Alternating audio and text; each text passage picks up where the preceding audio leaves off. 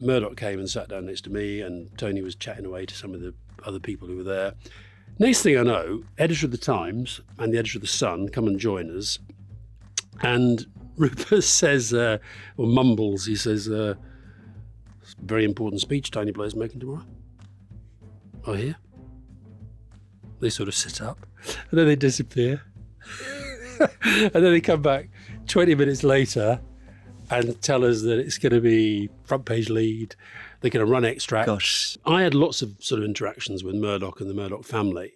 And famously, sorry to be cheeky, famously, one of the big moments was the decision of Tony Blair and you, I think, to fly out to meet Rupert Murdoch before the 97 election. And that was important because the right-wing media, particularly the Murdoch-controlled media, had been very important in the defeat of Neil Kinnock the time around. So getting the Murdoch media at least friendly and on side was considered to be quite a coup before the 97 election. Yeah, I mean, I've always thought that Murdoch backed us in 1997 because he knew that we were going to win. I don't think we won because Murdoch backed us. And tell us a bit about it. Where is it that you went to meet them? The Hayman Island. We flew to Sydney. Paul Keating, one of my favourite politicians, put us up at Kirribilli House, which is the Prime Minister's residence in Sydney. Gave us some. He had some great insights into Murdoch.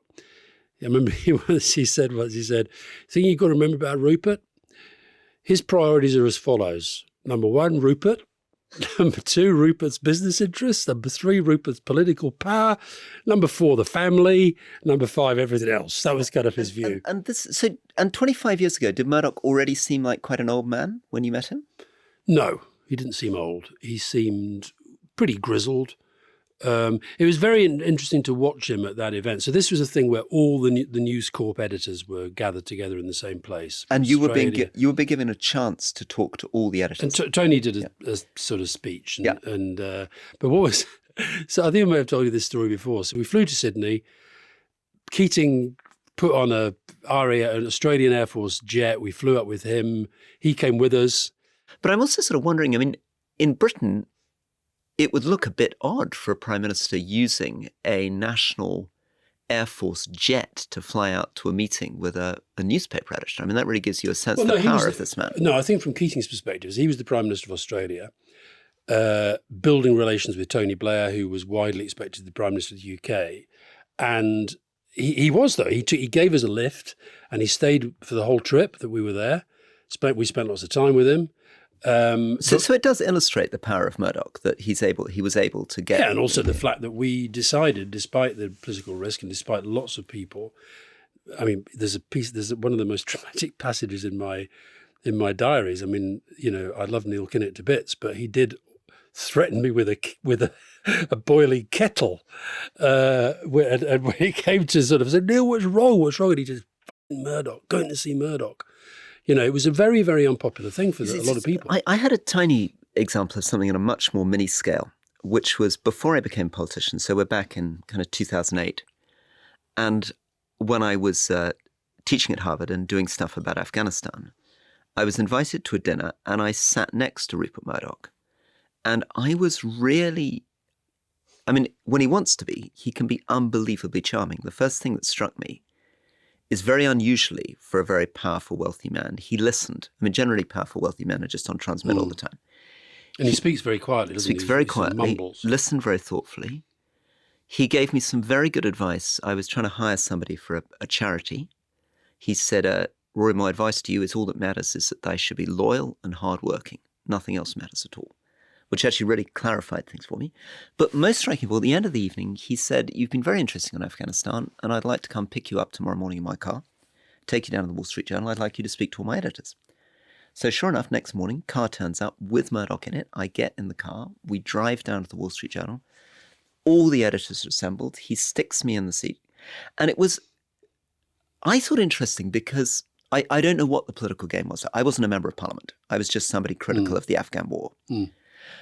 I think there was a sense that along with all the other things, he has an instinct for news. And he sensed that my criticism of the Afghan war was something his editors needed to hear.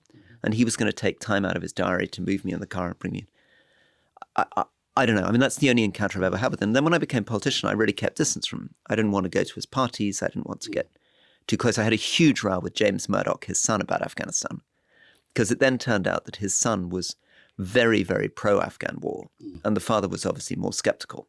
So I ended up with Rebecca Brooks and James Murdoch in this big argument. And that was really the last time I really encountered them. So he's announced that Lachlan, the son, one of his two sons, he's got 2 sons, 2 daughters who are going to fight over the spoils, as it were. That's the succession bit, which I think is still to play out. Because Elizabeth's very well known. She was married to Matthew Freud for a while. She's now married to a very famous artist. And they've all done lots of different things, but Lachlan looks like Rupert is trying to put him in the main pole position. But I can remember once when they came to number 10, and it's true. I mean, when Rupert Murdoch came into town, he would pop in to see Tony. He would usually come through the back door. I think partly his request, partly ours. And I remember we once had we were having a drink up in Tony's flat above number 11. And we're talking about the Middle East. And James, who was, as you say, quite strong views on foreign policy, I would say coming at things from a very anti-Israel position. Murdoch very much pro-Israel. Tony sort of sitting there watching this and watching. And eventually, James slightly starting to lose his temper about the situation. Israelis and and I remember Rupert Murdoch at one point saying, James, you don't talk like that in the Prime Minister's house. Bit of a slapdown. I remember saying to Tony afterwards, that was really interesting, but I thought it was interesting that he let them go a bit. Anybody who knows Murdoch, it was interesting what people like Andrew Neil and others were saying was that, the idea that he's going to step back, forget it. But he is 92. I'll tell you the other thing that I remember. 92? I mean, that's a serious age. That's 12 years older than Joe Biden. So I think that the other thing I remember from that Hayman Island, though, was that, we did see it as quite an opportunity, because it wasn't just that, you talk about when he got the editors together. If you think that, for example, I don't think any of his newspapers around the world, none of them, I don't think any of them, quotes, were against the Iraq war. Now, that means that basically there is a corporate line here. So that's why perhaps we felt important to sort of keep him on board. Tony got very irritated with him towards the end because he thought that sort of that editorial support gave him kind of the ability to sort of phone when he wanted, say what he wanted, and it doesn't. The truth is it doesn't. But I remember in that Hayman Island thing, it was a very, very interesting insight when we hadn't even finished the speech by the time we got there. We were still working on it. And I sat down there was this barbecue down by the pool at this fancy hotel in the Hayman Island. They'd taken over the whole resort. And Murdoch came and sat down next to me, and Tony was chatting away to some of the other people who were there. And I said to Murdoch, this speech, we've put more work into this speech than any other speech apart from the party conference. I mean, pretty much moderate bullshit, I would call it. We had put a lot of work into it, but it was just small talk. Next thing I know, editor of the Times and the editor of the Sun come and join us. And Rupert says, or mumbles, he says, it's a very important speech Tony Blair's making tomorrow. I hear. They sort of sit up and then they disappear. And then they come back 20 minutes later and tell us that it's going to be front page lead. They're going to run extracts. Gosh, so that little sentence. That was it. Yeah. That was it. So it's an extraordinary example of the power, isn't it? I think. Yeah. Well, we should get into this because this is a huge issue in our democracy. It's the power of these companies, even if it's... I think it is waning. I do think it's waning. I think that... But you're sometimes a bit paradoxical about it, aren't you? Because sometimes you're like, it's waning. Yeah. And social media's on the rise. Yeah. And actually, it wasn't that important, the Labour victory. But other times when you're irritated, you're like, the fucking right-wing media are dominating everything. I think where I get irritated is that they can still dominate the agenda.